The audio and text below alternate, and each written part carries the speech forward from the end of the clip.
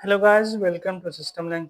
इस ट्यूटोरियल में हम यूज़र रजिस्ट्रेशन पे काम करेंगे और इस रजिस्ट्रेशन के लिए जो रिक्वायर्ड चीज़ें होती हैं वो हम डिफाइन कर देंगे और बनाएंगे।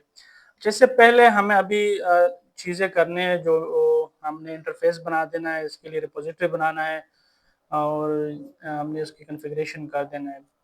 तो ये अभी हम इससे पहले हमने रिपोजिटरी इंटरफेस नहीं बनाया, तो इसके लिए ये वन टाइम बनाएंगे। तो सारे के लिए वहीं पे हम सिर्फ उसको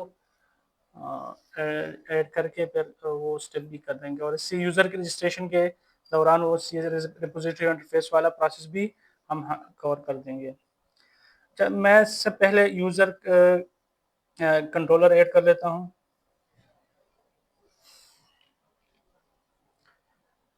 ये मैं एम्प्टी कंट्रोलर करके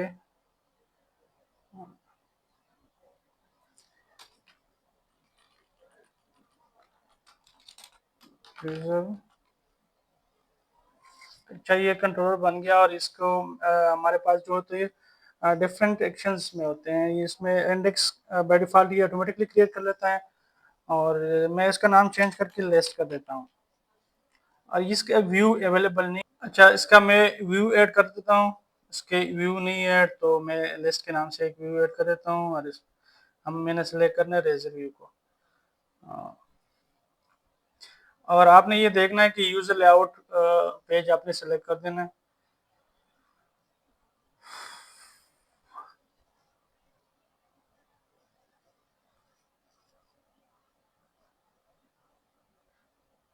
ये ऐड हो गया यहाँ पे। अगर आप अब जाके ना यूज़र लिस्ट पे क्लिक करके व्यू ऐड हो गया होगी। अच्छा, नेक्स्ट हम जाते हैं मॉडल्स और इंटरफेस पे काम कर लेते हैं।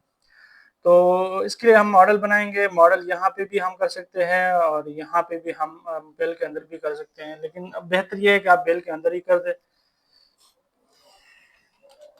मॉडल, इसमें मैं एक यूज़र मॉडल ऐड कर लेता हूँ। यूज़र वीएम,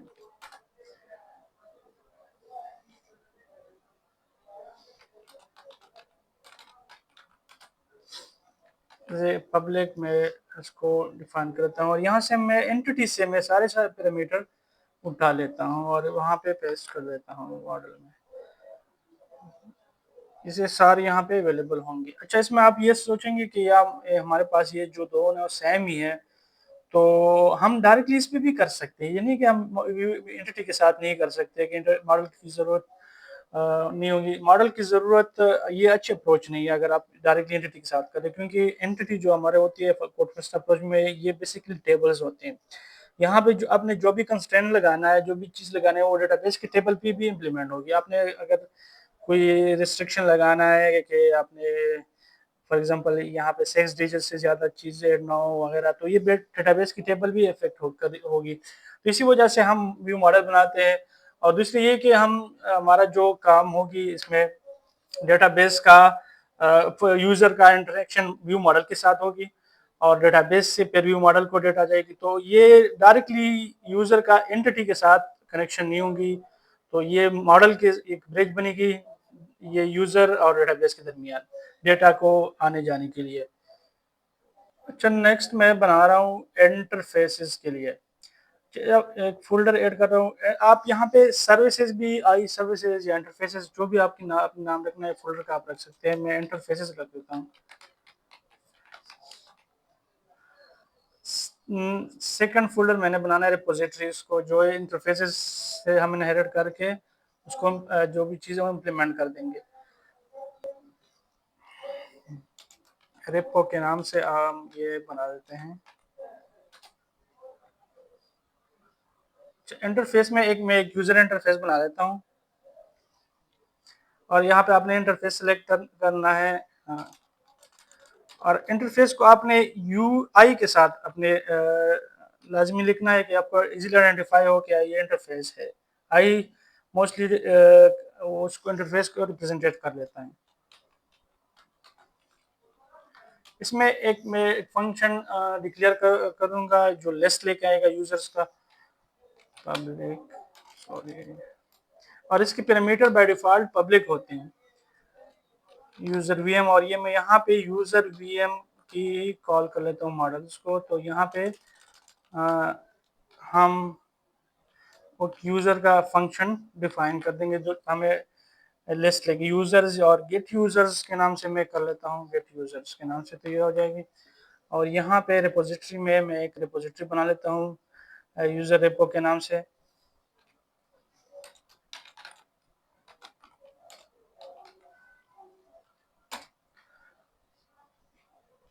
इसको आई यूजर से इनहेरिट कर लेता हूँ।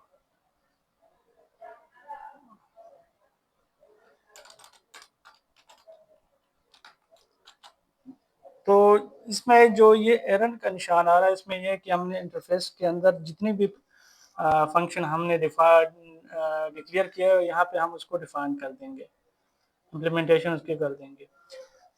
इससे पहले मैं इसका रिपोजिटरी का कंस्ट्रक्टर बना रहा हूँ। इस कंस्ट्रक्टर के अंदर हम ना अभी जो एंटिटी डेल के अंदर हमारा जो डीबी कॉन्टेक्स्ट क्लास है, डेटाबेस कनेक्शन वाला है, वो यहाँ पे रेपो के अंदर हम कॉल कर देंगे। तो इसके लिए आपने इसका रेफरेंस ऐड कर देना है, इसको ये क्लास ये वाला डेल इसमें ही ऐड कर देना। तो इसकी ये किस तरह होगी, आपने जाके ऐड पे क्लिक कर दे, ऐड पे जाके कॉम रेफरेंसेस पे करके अपने प्रोजेक्ट सेलेक्ट कर देना है। यहाँ प्रोजेक्ट सेलेक्ट कर देना है, प्रोजेक्ट्स। तो प्रोजेक्ट में आपके डेल जो है यहाँ पे हम चेक करके यहाँ पे ऑटोमेटिकली ये डेल ऐड हो जाएगी। अब नेक्स्ट मैं इसका बना रहा हूँ, उसको कॉल कर लेता हूँ ये वाला डीबी कॉन्टेक्स्ट, और इसके जरिए हम डेटाबेस के साथ इंटरेक्शन कर देंगे।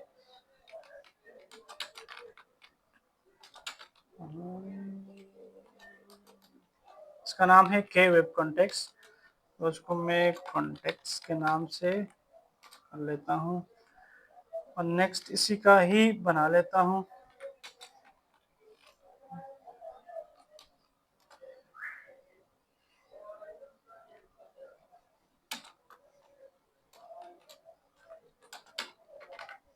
अच्छा, ये तो हमारे पास ये हो गया। अब ये मैं लिस्ट लेके डेटाबेस से और वर्चुअल जो वीएम है हमारे मॉडल, इसको हम साइन कर देंगे, और वो ये फिर यूजर को डेटा देगा। जब मैं लिस्ट लेके आ रहा हूँ और users is equal to db context dot to list।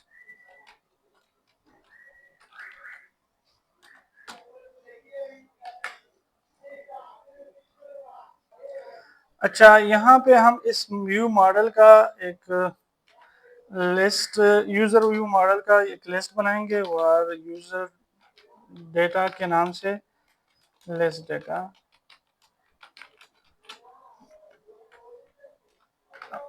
ये हमने बना देना है ताकि हम इसको डेटा एज ए लिस्ट पास करें।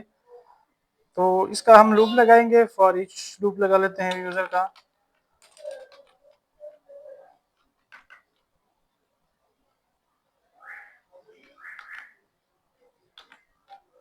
तो ये फिर मैं इस यूजर लिस्ट डेटा को ये असाइन कर लेता हूँ।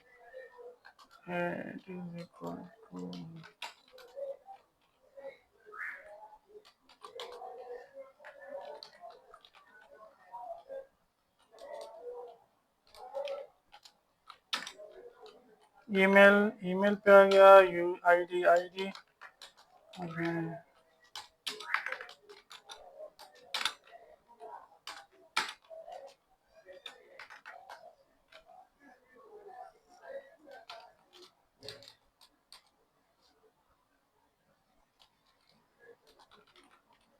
रोल आईडी हो गया, और साथ में आइटम, और ये स्टेटस भी हमने लिस्ट में लेके आना है।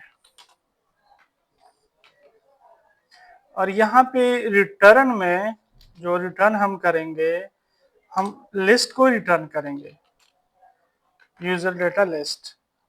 तो ये हमने यहाँ पे रिटर्न कर दिया।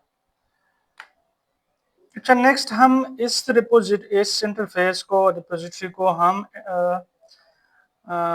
कंट्रोलर में कॉल कर देंगे और यूजर के अट्रैक्शन के लिए। इससे पहले हम इस रिपोजिटरी को हम यहाँ पे रजिस्टर कर देंगे। इस बिल्डर के अंदर हमने लाजमी रजिस्टर करेंगे, ताकि ये यहाँ पे ये डिपेंडेंसी के लिए हम रजिस्टर कर रहे हैं। तो हम डिपेंडेंसी को आगे डीपली एक्सप्लेन कर देंगे प्रोजेक्ट में कि हम ये क्यों इस तरह कर रहे हैं। अच्छा, हमारे पास अब यहाँ पे बिल नहीं है, बिल ऐड नहीं। इसी तरह रेफरेंस के जरिए हम बिल को भी ऐड कर सकते हैं। जो बिल का प्रोजेक्ट हमने क्यों, क्योंकि हमने बिल का डेटा यहाँ पे एक्सेस कर देना है। तो builder dot service dot add scope, scope के अंदर हमने आई यूजर खामा। तो ये इशू इसलिए दिया गया कि हमारे पास यूजर है और हमने बिल वाला यहाँ पे कॉल नहीं किया है। तो अगर हम यहाँ पे देखें तो ऑटोमेटिकली हमें ये रेफरेंसेस का देगा और ये हमें ये ऑटोमेटिकली इसने ऐड कर दिया। तो यहाँ पे यूजर रेपो, तो इसका ये कनेक्शन बन गया यहाँ पे। नेक्स्ट हमने ऐसी रिपोजिटरी को यूजर कंट्रोलर के अंदर कॉल कर देना है। अच्छा, हमने पहले इसका कंस्ट्रक्टर बना देना है और फिर रिपोजिटरी को यहाँ पे डिफाइन करके फिर इसको कॉल कर देना है। I wait for only I user interface का, और यूजर का मैं यही कर देता हूँ। यहाँ पे इसको इनिशियलाइज साइन कर लेता हूँ यूजर।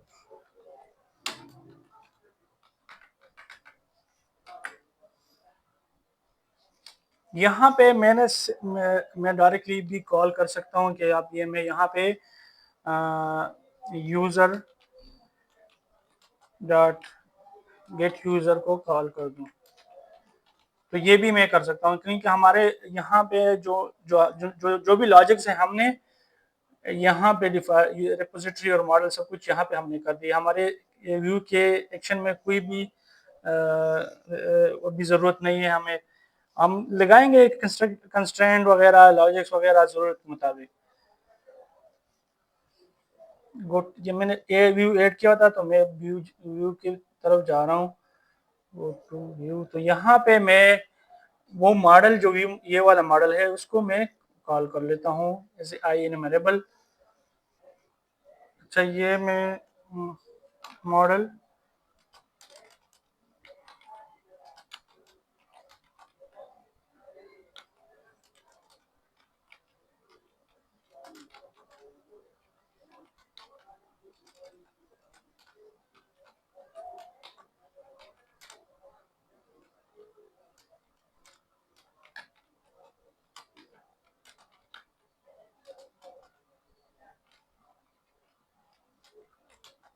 मैं इस तरह इसको कॉल कर लूँगा यहाँ पे। मैं जल्दी जल्दी ये वीडियो को पास करके ये कोड लिख लेता हूँ, इसको फिर मैं आपको एक्सप्लेन कर दूँगा, क्योंकि ये वीडियो काफ़ी लेंथी होती जा रही है। तो मैं फिर कोड आपको एक्सप्लेन कर दूँगा। अच्छा, ये मैंने HTML का कोड बना दिया। इसमें मैंने नेम, ईमेल और इस तरह मैंने मॉडल के ये जो मॉडल में लिस्ट आ रहा है इसमें मैंने नेम, ये फॉर ईच लूप के अंदर इस तरह ये मैंने कर दिया। अब मेरे पास डेटा तो नहीं है, तो मैं एक स्टैटिकली डेटाबेस से ऐड कर रहा हूँ उस टेबल में जो हमने क्रिएट किया हुआ था। जब मैंने कुछ डेटा डाल दिया इसमें डेटाबेस में स्टैटिकली, तो हम उसको अभी रन करके देखते हैं कि डेटा हमारे पास किस तरह शो हो रहा है।